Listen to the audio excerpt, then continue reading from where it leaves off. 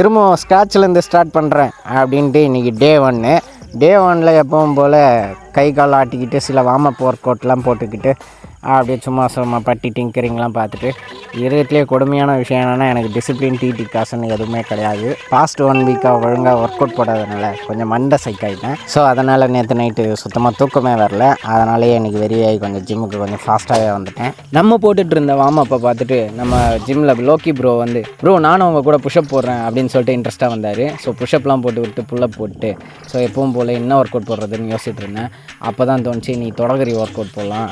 ஏன்னா நமக்கு பிடிச்ச ஒர்க் அவுட்லேயே ரொம்ப பிடிச்ச ஒர்க் அவுட்டு தொடகரி ஒர்க் அவுட் தான். வெல்கம் டு பெயின் ஜோன் அப்படி சொல்லிவிட்டு ஆர்வ கோளாறில் எப்பவும் போல் ஒர்க் அவுட்டை போட ஸ்டார்ட் பண்ணிட்டோம். ஸ்டார்ட் பண்ணும்போது என்னவோ ஜாலியாக தான் இருந்தது. போட ஒவ்வொரு கிளாஸுக்கும் டங்கு வேறு அறந்துருச்சு. ஸோ எப்போவுமே ஸ்குவாட் கிளாஸ் ரொம்ப டஃப்பாக தான் இருக்கும். போட்டு முடித்த பிறகு தான் தெரியும் அதோட வலி. வாழ்க்கையை பற்றி சொல்கிறதுக்கு என்கிட்ட ஒன்றும் இல்லை. நான் அதனால் பாஸ்ட் 1 வீக்காக ஒழுங்காக தூங்கலை. ஸோ அதனால் ஒர்க் அவுட் இன்க்ரீஸ் பண்ணால் இன்றைக்கி நல்லா தூங்குவேன்னு நம்புகிறேன்.